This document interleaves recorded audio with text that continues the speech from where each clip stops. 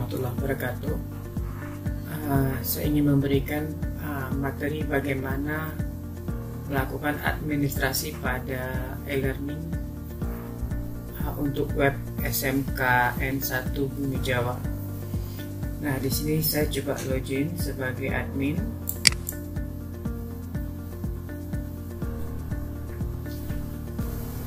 Nah, pada interface setelah user admin ini masuk, maka di bagian kiri ini akan muncul menu seperti ini.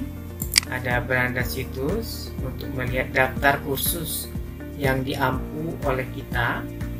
Kemudian juga dapat melihat kalender, di mana dalam kalender ini nanti bisa terisi berbagai macam aktivitas yang kita buat di dalam e-learning ini.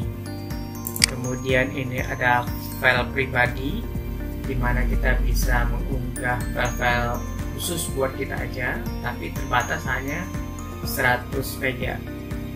Kemudian ada kumpulan konten, ini juga hampir sama seperti file pribadi.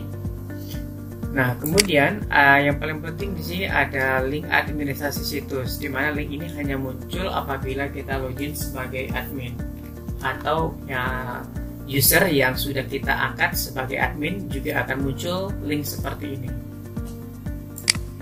Nah, kemudian di dalam backend e-learning ini ada banyak sekali menu, akan tetapi ini sudah kita atur, jadi tidak perlu dirubah-rubah lagi kecuali memang kita tahu apa yang kita buat. Nah, kita lanjut pada menu pengguna. Nah, kita lihat kalau kita ingin melihat siapa aja user yang sudah terdaftar, kita klik lihat daftar pengguna. Nah, di sini akan muncul banyak daftar user. Kemudian kalau kita mau cari nama, berdasarkan nama bisa, atau kita mau berdasarkan username berdasarkan nama pengguna. Berarti ini kita masukkan username bisa berupa NISN atau NIP. Nah, yang paling mudah memang menggunakan nama saja. Contohnya misalkan saya ketik aja nama Wahyu. Kita ingin mencari seluruh user yang namanya Wahyu. Nah, di sini ada muncul daftar user yang namanya Wahyu atau mengandung tulisan Wahyu. Nah, di sini kita lihat contoh seperti ini ada perbedaan, dimana kalau misalkan dia siswa, maka belakangnya itu ada muncul siswa, kayak keterangan siswa dan guru. Nah, ini kalau kita klik, nah ini kita melihat detail daripada profil user tersebut. Nah, ini ada kolom detail.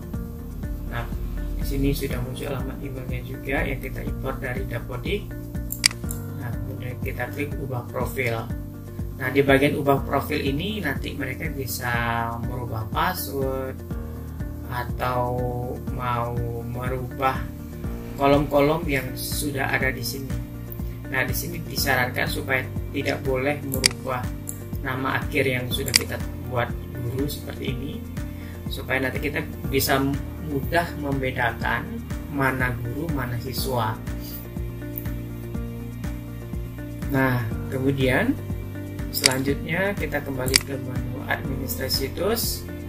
Nah, di bagian khusus ini adalah semua jadwal yang akan kita buat atau kelas yang akan kita buat ini di bawah tab kursus ya. Kemudian kita klik tambah atau ubah kursus.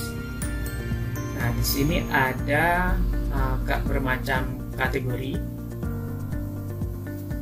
ya. Kalau ya di sini kita buat default aja dulu seperti ini, kelas 10, 11, 12, 13 dan kelas CBT.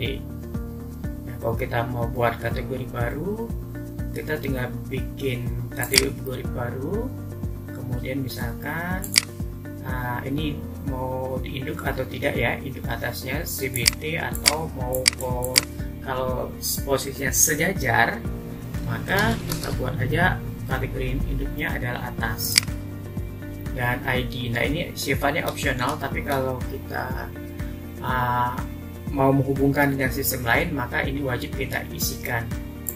Kemudian kita buat kategori. Nah, sudah ada muncul kategori baru tes. Nah, kalau kita mau menghapus, kita klik aja bagian yang ini, tombol gear, kemudian kita hapus. Nah,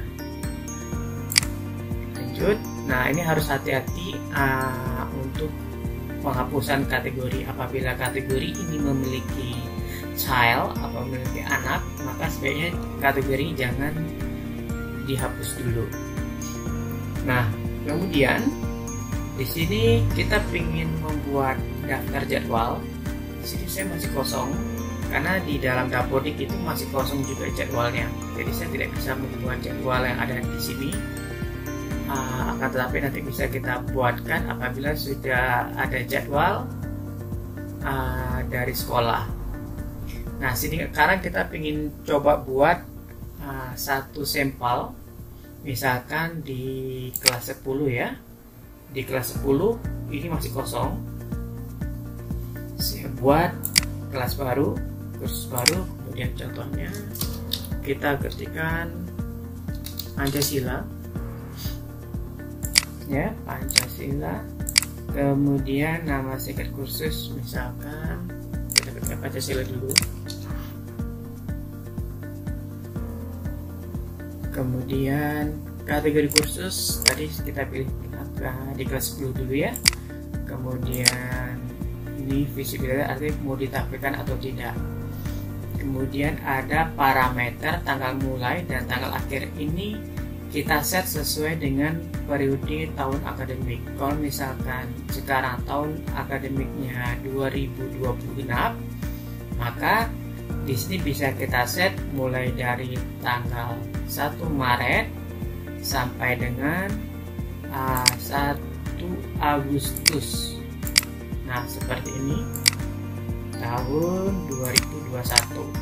Nah, kenapa kita harus set seperti ini? Supaya nanti apabila sudah lewat dari tanggal 1 Agustus, maka kelas ini tidak akan tampil lagi di dalam kelasnya siswa. Begitu.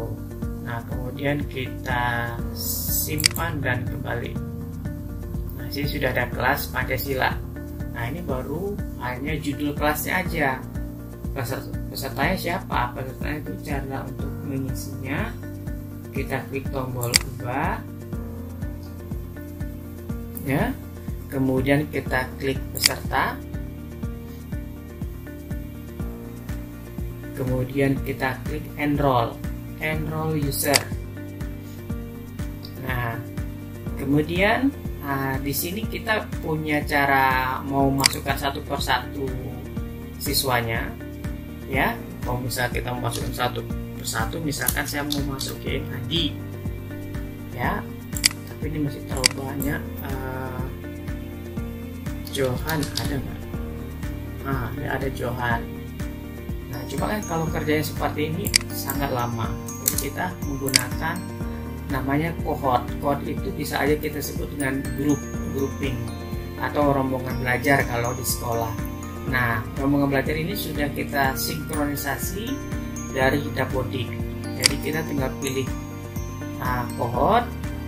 Nah, ini untuk yang mana dulu nih? Sekarang misalkan untuk kelas 10. Role-nya sebagai apa? Role-nya sebagai siswa. Kemudian kita enroll selected user. Nah, otomatis seluruh siswa yang ada di dalam rombel yang tadi kita pilih akan masuk ke dalam kelas ini. Seperti itu. Nah, kemudian gurunya siapa? Gurunya caranya juga sama. Kita enroll lagi. Kemudian kita cari gurunya. Pilih gurunya, kemudian kita assign role-nya sebagai pengajar. Enroll selected user. Nah, sampai di sini sudah selesai. Tinggal mengisi konten daripada kelas ini. Nah, tadi kita sudah ada peserta, sudah ada guru, sudah ada murid.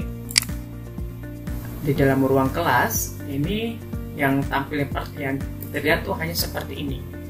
Jadi kemudian tinggal nanti guru mengisikan kontennya dengan cara klik dulu tombol yang ini, hidupkan mode ubah, baru dia bisa menambahkan aktivitas.